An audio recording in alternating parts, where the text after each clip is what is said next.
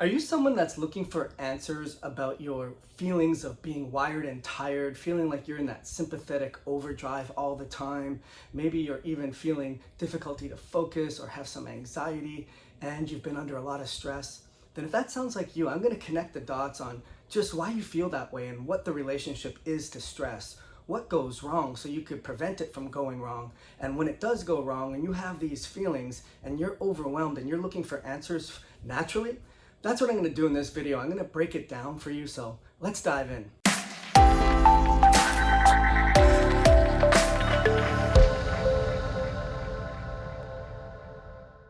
Hi, my name is Dr. Joel Rosen, and I'm an international metabolic health coach, and I'm on a mission to teach 10 million exhausted and burnt out men and women all over the world how to turn on their metabolic switch so that they can learn how to literally make energy on demand. And on this video, I want to connect the dots with the feelings that you have when you're feeling that you're in that sympathetic dominance all the time, you're stressed out, you're experiencing a lot of stressors on a lot of levels, and it's causing you to have that a little over anxious, a little hyperstimulated, not being able to fall asleep, not being able to turn your mind off, and you're looking for natural answers. What I want to do is I want to connect the dots with what that has to do with stress itself, what it has to do with excitatory neurotransmitters, especially in this case, glutamate, and what goes wrong. So let's talk about the stress-overwhelm connection. So when you're in that fight or flight arousal, sympathetic dominance, anxiety, can't calm down, can't calm your mind, maybe you're not sleeping well, when that's going on and there's a lot of stress, it just goes to show that our body releases a lot of neurochemicals, and that has a lot to do with your catecholamines and adrenaline and these excitatory neurotransmitters. Neurotransmitters are chemicals that help to communicate to our body what our brain wants it to do in response to stressors. But when it's called an excitatory neurotransmitter, the excitability is because it perpetuates that response and it continues to go and signal and branch out to all the different synapses in the body and in the brain to overcome that stress response. And a lot of the times we are focused in on adrenaline and epinephrine and dopamine. But what we're talking about today in this video is the glutamate connection. Glutamate is the most abundant neurotransmitter that's excitatory in the brain, and it creates a learning connection. So it's good for memory, for cognition. It is being produced at excessive amounts. It can create a lot of havoc in your body, from memory issues, emotion, cognition. There's neurodegenerative changes, more likelihood to have depression and anxiety, mood disorders. Maybe you don't focus as well and you feel restless, and you also have repeated thoughts. If you're not looking at the glutamate component, then you're missing a big deal of why you're not solving this with the things that you've already been doing. Let's talk about what goes wrong. And ultimately, what goes wrong is a series of perfect storm environmental, or what we like to call epigenetic factors, that cause glutamate to rise at very, very high levels. And the first way to look at this is with our food sources. It weren't enough that we were dealing with a lot of stress on a day-to-day basis that causes your body to release these excitatory neurotransmitters. It's made even worse because of our food supply and or the processing of our food supply, that many of the ingredients are precursors or derivatives or synthetics of glutamate that only causes a further increase in our glutamate levels. Monosodium glutamate, sometimes we see this in Asian or fast foods or cultural foods to make it taste really good and thicken it up. We also see it in textured proteins. You'll see it in whey protein concentrates and whey protein isolates, and even some of these things that say protein fortified. Anything that is a mixer like citric acid, which is a preservative, or maltodextrin, things like cornstarch or corn syrup or rice syrup and milk powders and pasteurized, and even balsamic vinegar and other types of chelates or amino acids that are found in supplements. These are only going to raise the level of glutamate in your body, compounding the impact that all the stress is having on your body. And when that happens, you have too much of that glutamate being produced. And that's when you're dealing with overstimulated sensations that are so unpleasant and you're not getting answers for.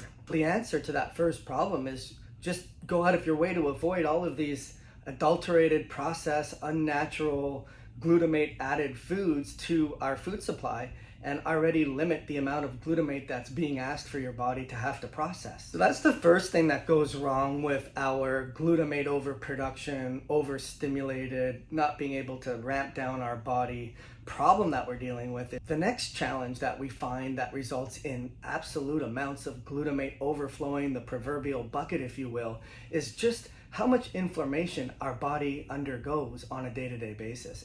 But when our body is creating a lot of free radicals and inflammatory byproducts, it slows down enzymes that help to clear glutamate out. You see, when we produce glutamate at the high levels that we do, our body has to break them down. And one of the major breakdown components that glutamate produces is something called GABA. But in this video, I want to just explain to you that when you are inflamed and you have a lot of oxidative stress, the enzyme that converts the glutamate into GABA is blocked because of inflammation. That's called the GAD enzyme.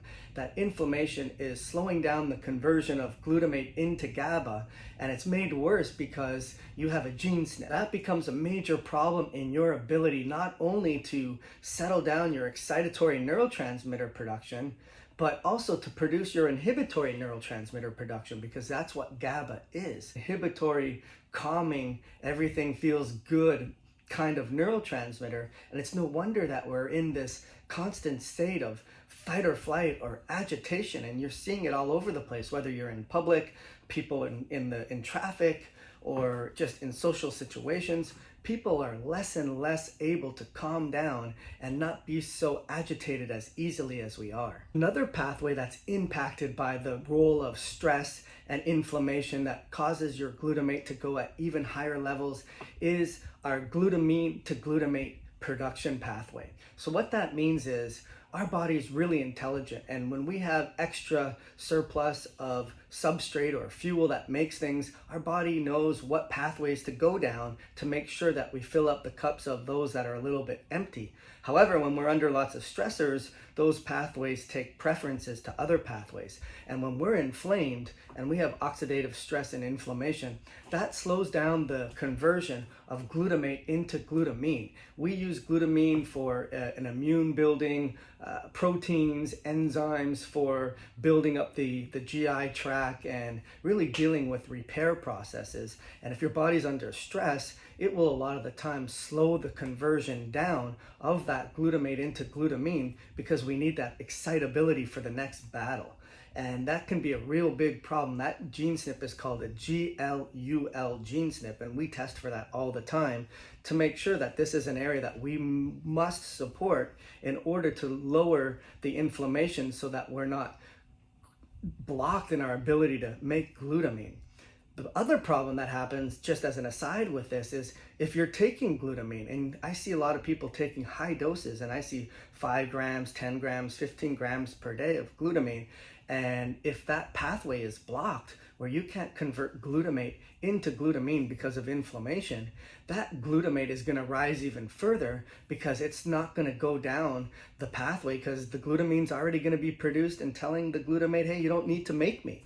That creates even more problems. So if you're one that's taken glutamine before for a gut repair protocol and felt anxious about it, then that could have been the reasons, and you may want to look into your genomics to get better insight on that. Before I get into the next reason as to why inflammation causes glutamate to rise even further, go ahead and subscribe to our channel if you like it and you're getting great information. Let me know if you've tried some of those glutamate foods or you have a lot of those foods in your diet. So now on to the next pathway that gets impacted with inflammation when we're under stress, only causing your glutamate levels to be higher and higher. And that pathway really is the glutathione pathway.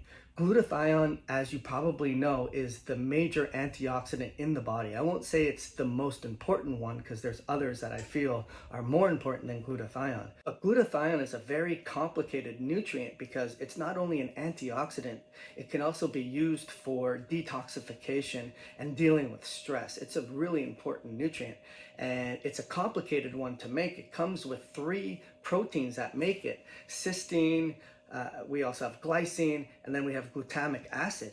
Glutamic acid is made from glutamate, And when we're under stress, we're under inflammation, and there's genetic polymorphisms so that you can't make glutathione effectively. And that's not just converting that glutamate for the amino acid that makes glutathione, but it's the other intricacies of what's going on with glutathione. Is there cysteine? Is there glycine? Are we recycling it effectively? Are we signaling it effectively? These are very important considerations for your glutamate, because if those things aren't happening, your glutamate's only getting higher. And when you take more and more glutathione or other nutrients that pump up that blockage to your glutamate being cleared out, you might be getting overexcitability as well. So to summarize so far, when we're under a lot of stress and our body is asked to make stress chemicals, neurotransmitters, excitatory chemicals that get our body ready for the fight or flight mechanism, whether it's adrenaline or epinephrine, one of the major ones is glutamate. And glutamate is really important for intellect and motivation and drive and establishing connections and being highly intelligent. But when it's produced at high amounts over the course of our lifetime, because of the stress response and because of the environmental factors, we're going to have those feelings of anxiety and overwhelm and not being able to turn off our mind. We just explained the problem in our foods and the processing of the foods and all of the contaminants that raise our glutamate levels higher than they really ever should be. Also, the connection with inflammation. When we're inflamed, it causes a problem with our ability to clear glutamate down into GABA for inhibitory feelings. It's very hard to convert the glutamate into glutamine because inflammation slows down that conversion process. It also is very problematic if we have the need to make more glutathione and there's some lacking of building parts or chemicals or just the mechanics to be able to have that be smooth sailing, and that can impact the levels of glutamate. So here you are, what are we to do about this? Here's what I suggest that we do. Number one, we can really make a difference in our glutamate levels when we avoid natural seasonings or natural flavors, artificial flavors, or things that are designed on the label that you can't read to make you feel good and give you an addictive component of that food. Do a really good job of removing that from your day-to-day, moment-to-moment food that is ingested in your body. That's the first thing that I would say. The second thing I would say is it's really important to reduce your inflammation, because the inflammation slows down these enzymes and it's what causes your body to need to make excitatory neurotransmitters in the first place.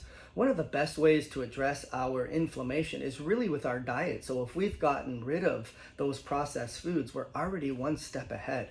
The next step is to really get food that's dense in minerals. And the sad reality is it's very, very hard to do that in today's day and age because soils are so depleted with the minerals. But that doesn't mean we can't go out of our way to get local produce or foods that you're familiar with the farmer and where it's grown in co-ops or organic, or really making your own food sources and really having good mineral content in your foods. That goes without saying. And if there's really good deep colors of the rainbows and the purples and the oranges and the reds and the greens and the yellows, those are really great phytonutrients that are going to provide a lot of minerals to you and make a huge difference. The other thing I want to talk to you about are some of the things that we could be doing to speed up the conversion of that glutamate into GABA. And what we like to do is, first and foremost, suggest magnesium. Magnesium is one of the cofactors that supports the clearance of glutamate into GABA. And when we are under tremendous amounts of stress, producing these excitatory neurotransmitters, we become depleted in magnesium. So my suggestion is anywhere between 5 to 10 milligrams per pound. So if a person weighs 200 pounds, they would have 2,000 milligrams on the 10 times more, and 1,000 milligrams on the 5 times more. Of course, this is just general information. Obviously, talk to your doctor about what's the best recommendation for you. We just find that supporting your magnesium levels can be very, very effective in lowering that glutamate as well. The other thing that I find that's very, very helpful is something called Magnolia bark. Another term for that is called hinokiol. And hinokiol has been shown to reduce the half-life of cortisol, and it converts it into cortisone. That's one reason why we're not going to feel that extra stress response. Other reason is because it's also known to support that breakdown of glutamate into GABA. And we've processed a really amazing nutrient. Check the link in the description. So in summary, be aware of the impact that stress is having on your body in terms of the excitability that it places and how it creates your neurotransmitters to be overproduced.